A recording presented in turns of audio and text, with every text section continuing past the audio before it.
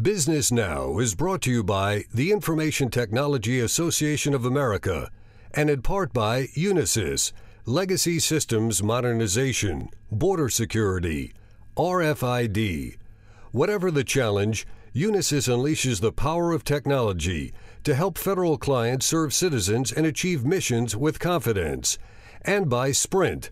Sprint together with NEXTEL. Stay connected, stay informed. And in cooperation with the Corporation for Public Broadcasting, PBS, and Maryland Public Television. Welcome to Business Now Capital Edition. I'm Gary Nurenberg with a report this week on how the technology partnership between the government and private industry has become the backbone of our strong regional economy and resulted in some new innovative technologies. Uncle Sam is by far the world's largest investor in technology, several 100,000 small business loans, several million in small business innovation research loans, and $500 million investments in small business satellite development. Greater than Wall Street and all venture capital combined. An example of government technology investment we can easily recognize is the Internet. It was developed by DARPA and then declassified and made available to commercial interests in 1985. Seems hard to imagine a technology having a greater impact in such a short time. However, a more recent example of declassification of existing government technology may have even more significant impacts. A 2003 mandate by President Bush declassified satellite orbital imagery of inestimable value for both government and commercial applications.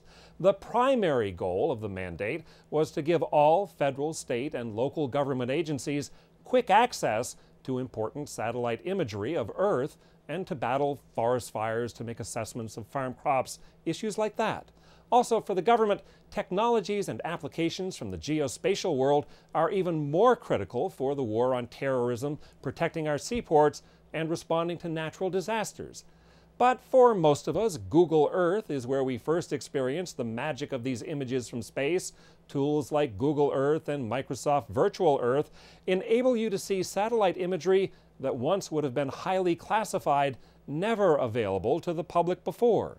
Phil Bond, President and CEO of the Information Technology Association of America, met with Homeland Security Committee Chairman Benny Thompson to discuss the chairman's vision for the use of information technology to enable the DHS to better protect our homeland and increase the efficiencies of the department's large enterprise.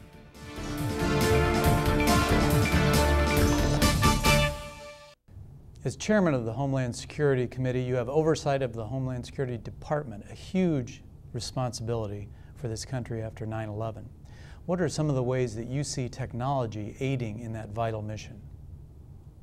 Well, I think as we discuss immigration here in Congress, border security comes to mind, how our borders are to be kept safe. Clearly, technology will be a key player in that. To the extent that we know who's coming into the United States and who's leaving the United States, technology has significant situations for that. To the extent that people who are here, who are doing things that might not be in the interests of this country, we should have the ability to identify who they are and to some degree intercept them. So technology is important. You made a number of references to how important it is to know that people are who they say they are. And the Homeland Security Department has a number of initiatives and programs targeted just at that. Those programs, of course, use all kinds of technology. Can you talk just a little bit, sir, about how important it is to use technology there and what kinds of technologies are deployed? We can't just depend on a passport any longer.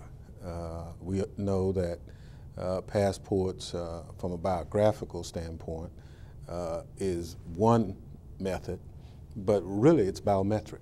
And we either have to do a fingerprint or an iris scan, so that we've seen that is the only real way to go.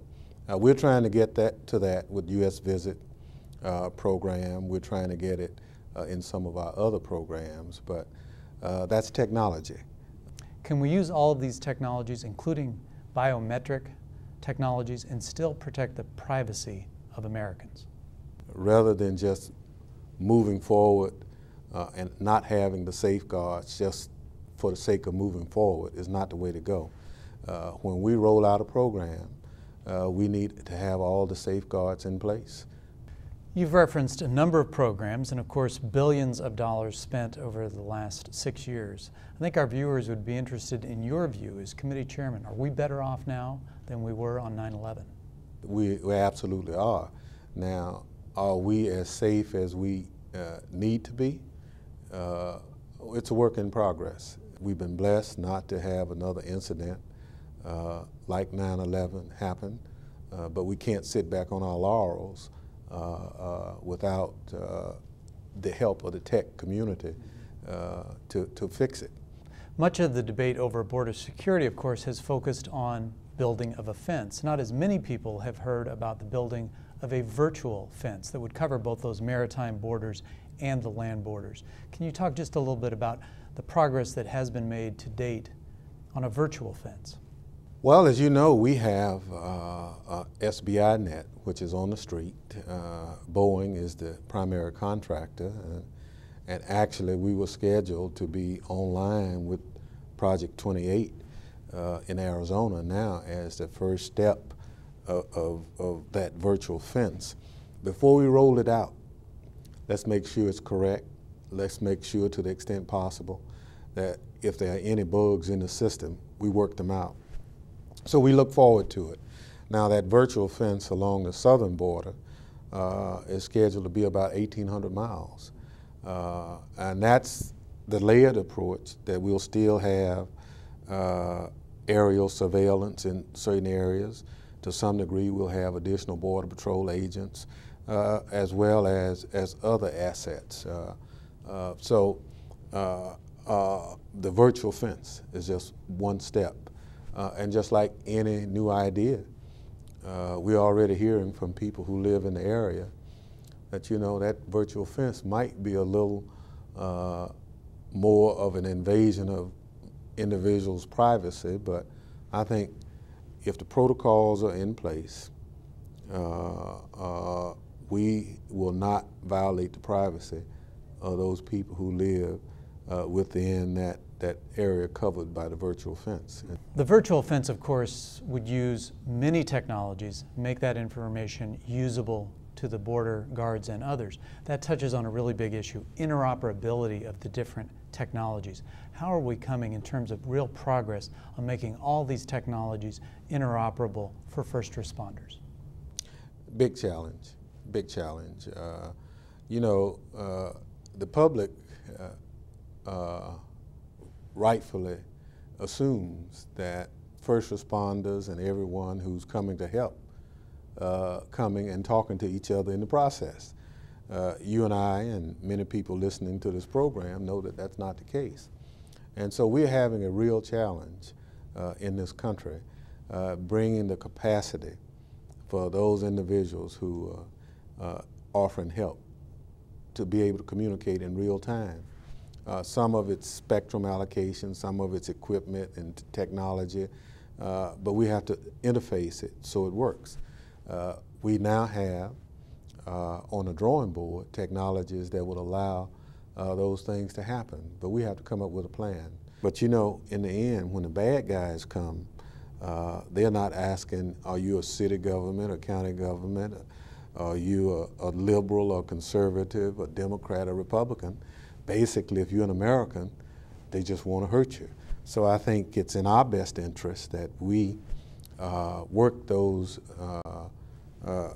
communication gaps out so that that system is seamless. So I shudder to think the real dollar value of what it will cost, but I do know what it will cost if we don't do it. And I think because the risks are so great, Congress is committed to putting the financial investment there. In addition to oversight of the Homeland Security Department, of course, one role of the committee that you chair is to oversee the efforts of state and localities. And we have seen stories that they still have money that is unspent, money in the pipeline. Can you comment on that? We're the new kid on the block. To some degree, I'm encouraged that people are just not spending money just because they have it there, but We require plans before expenditures are made. Those expenditures have to be made towards some goal. You should not buy equipment just for the sake of buying it, but it has to fit in that overall plan. And some communities are ahead of others. I'm really excited about the capital region here because they have one of the better systems in place. Our evaluation in terms of interoperability, in terms of training, in terms of understanding how the public needs to be informed, all those things are in place in the capital region. Before 9/11, we did not have it. And we're investing in those units of government to get better. Because again, all of the research says that we have to target our monies where the greatest risks happen to be. And there's no argument that New York, Washington, D.C., Chicago, Los Angeles are ideal targets. As chairman of the Homeland Security Committee here in the House, of course, many companies want to show you the technology. The department wants to show you the technology they're deploying, which puts you in a phenomenal position to see some of the most cutting-edge technology available in the world. Does it leave you optimistic about securing America? Well, yes, but I'm not so much an optimist that something bad won't happen. You know, part of the department's mission is to prevent it, but the other part is, if in fact, when it happens, how do we respond? So if we prevent it, we've succeeded, but if somehow we miss that opportunity, how did we respond? So we put those plans in place. We've put federal, state, and locals in fusion centers all over this country, so they now talk to each other. We actually share information because of technology with all those different entities, whereas we used to stovepipe it, as it's commonly referred. So I'm optimistic, to be honest with you. I look forward to working with the department, but we can't do it without technology. Without technology in the forefront of Homeland Security, we will not succeed.